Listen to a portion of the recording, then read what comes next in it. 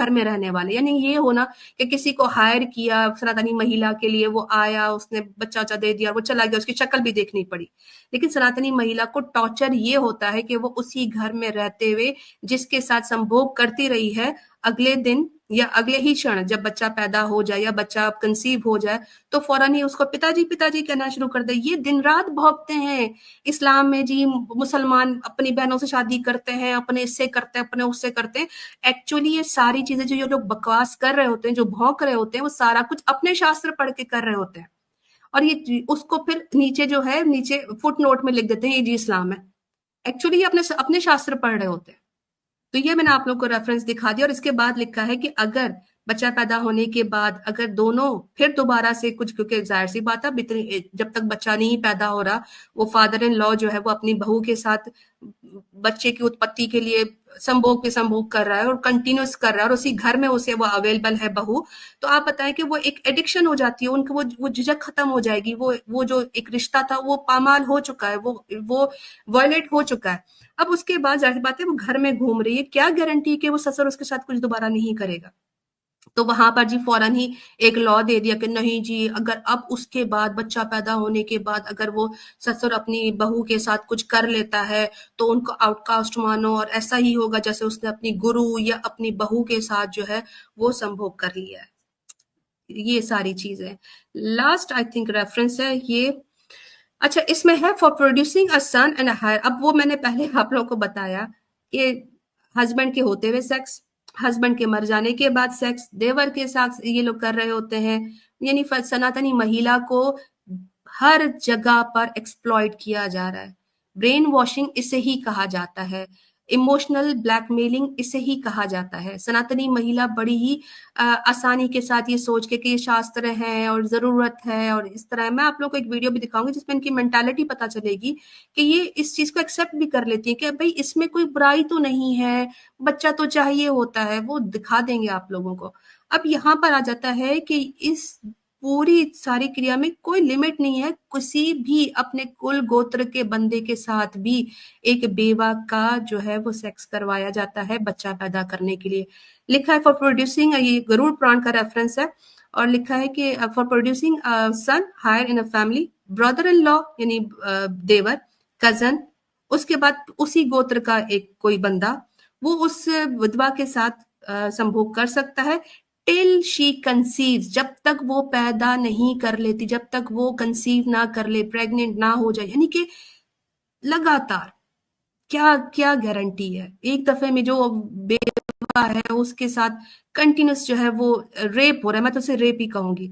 If she touches her after that he becomes degraded, अब उसके बाद जब वो कंसीव कर ले तो उसके बाद जो है इनमें से कोई भी शख्स जो है वो उसके साथ नहीं कर सकता। Thus the son born in this legitimate son of the deceased husband science की जो है वो सही प्रॉपर तौर पर जो है वो रेप हो चुका है। कह रहे हैं कि जो बच्चा पैदा होगा वो उसी का माना जाएगा जो कि पति मर चुका है। यानी कौन से बच्चे पैदा हो रहे हैं सनातन धर्म के अंदर कि हस्बैंड पहले मर गया है, बच्चे जो है वो हस्बैंड के मरने के बाद जो कंसीव किए जा रहे हैं और वो होते किसी और के हैं लेकिन वो बिल फट रहा है हस्बैंड के नाम पे। तो सनातनी महिला के लिए ये 5 रेफरेंसेस इनफ हैं सनातन धर्म को लीव करने के लिए, मोर देन इनफ है। कोई भी सनातनी महिला जो अपने आप को बड़ा समझती है कि हम जी आज्ञाकारी हैं, हम बड़े सुशील हैं, हम बड़े शर्म वाले हैं, हमारी तो नजरिया ही गलत नहीं होती, लेकिन आपकी नजरिया गलत नहीं होती है भी, लेकिन आपके शास्त्र गलत है। और यही 5 रीजंस हैं जिसकी वजह से आप लोगों को सनातन धर्म छोड़ देने चाहिए। पहले 5 दिखाए, ये अगले 5 दिखा देते। आपके पास मैंने 10 रेफरेंसेस दिखाए हैं जो कि एक सनातनी महिला के लिए काफी होने चाहिए सनातन धर्म को छोड़ने के लिए। आप लोगों के सामने एक वीडियो प्रेजेंट करती हूँ, उसके बाद फिर इंशाल्लाह आगे चलता है। केवल लोक कल्याण के लिए जब कोई समर्थ ऋषि बिना किसी स्वार्थ के केवल लोक कल्याण के लिए किसी स्त्री को पुत्र प्राप्त करने में सहाय करे, उसे नियोग कहा जाता है। ऐसी स्थिति में जो संतान प्राप्त होती है वो स्त्री के पति की ही संतान मानी जाती है। मेरा पति है, इनको मैं पत्नी हूँ, तो मुझे बच्चा नहीं हो रहा है।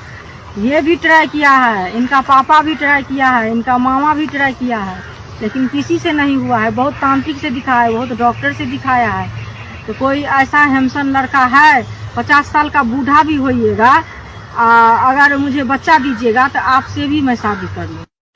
लोग समझे नहीं, लोग समझे नहीं। महर्षि दयानंद सरस्वती तो ये तक बता कर गए हैं कि अगर कोई पुरुष बच्चा पैदा करने के योग्य ना हो तो नियोग की क्रिया से उसके घर में बच्चे होने चाहिए। और ये वैज्ञानिक अवधारणा है, लेकिन ये मूर्ख हिंदू, ये पाखंडी लोग, ये झूठे लोग न धर्म को समझे, न महर्षि को समझे, न जरूरत को समझे। क्या नाम है आपका? मेरा नाम तो सोनिया जी। कहाँ के रहने वाले हो? मूसगढ़ की। 9 साल पहले हुई थी शादी? हाँ जी। पति का नाम क्या है? सोनू। सोनू। तो देवर से प्यार हो गया था फिर? हाँ जी। कब हुआ? वही तीसरे दिन शादी, तो तीसरे दिन ही। अच्छा, तो पति भी वहीं रह रहा था, देवर भी वहीं रह रहा था? हाँ जी। तो तीसरे दिन से आप देवर के साथ रहने लगी? हाँ जी। पति के साथ नहीं रही फिर? वो भी वहीं रह गया था जी। अच्छा, तो आपका रिलेशन किससे था, पति से या देवर से? दो ऐसे से। दोनों से? हाँ जी। बच्चे किसके हैं? उसी के, उसके भी है, 2 छोरी तो उसकी है। हाँ। जो से मेरा पति है, और छोरा उसका जो देवर है? 2 देवर है। तीनों बच्चे आपने पैदा किए? हाँ जी। देवर की शादी नहीं हुई? ना जी। क्या नाम है देवर का? संदीप। पति का? सोनू। आपका? सोनिया। विचित्र वीर बहुत कम उम्र में बिना कोई वंश के मारे जाते हैं।